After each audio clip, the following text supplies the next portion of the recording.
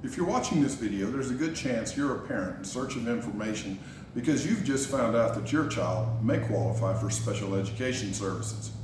Perhaps one of your children's teachers or the school's counselor referred your child, or maybe your pediatrician, or maybe you yourself have noticed your child struggles and you're the one looking for help.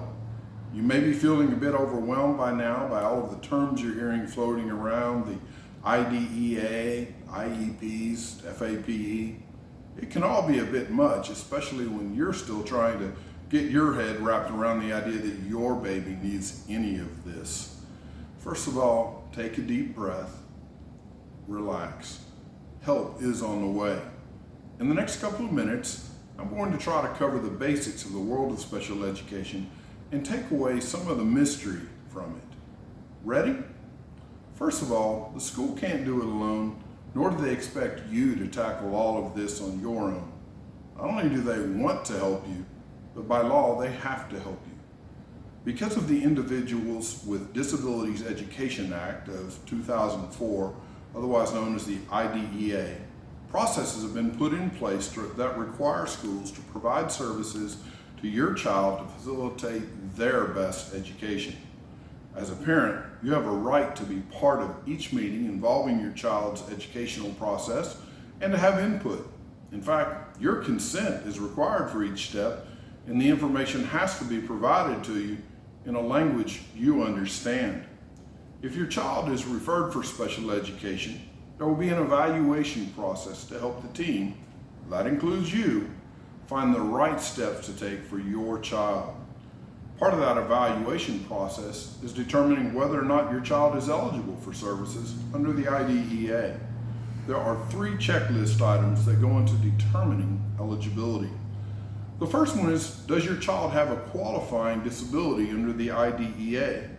Those disabilities include autism, blindness, deafness, emotional disturbance, hearing impairment, intellectual disability, multiple disabilities, orthopedic impairment, another health impairment including ADHD, a specific learning disability like dyslexia, speech or language impairment, traumatic brain injury, or visual impairment including blindness.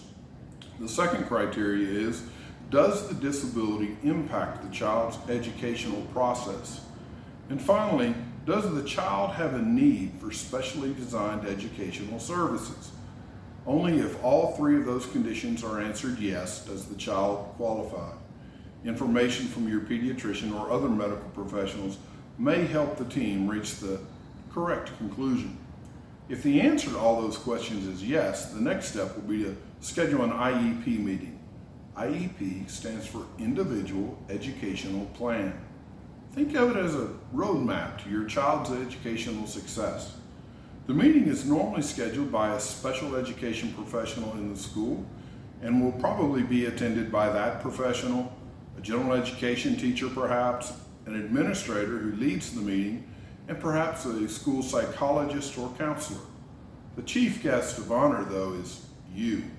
The IEP will chiefly consist of the following elements.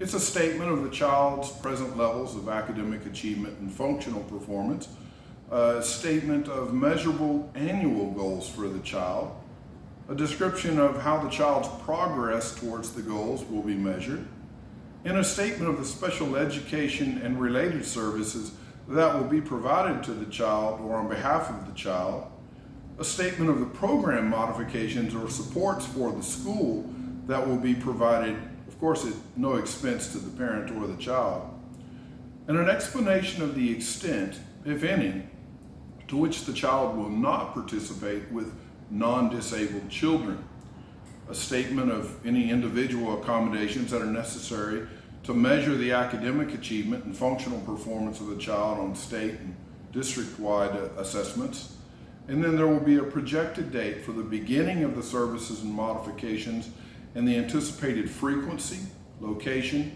and duration of those services and modifications.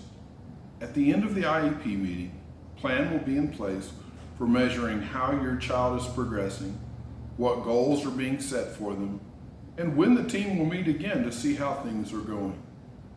I hope this video helps take some of the mystery out of the special education world for you. I wish you and your child the best.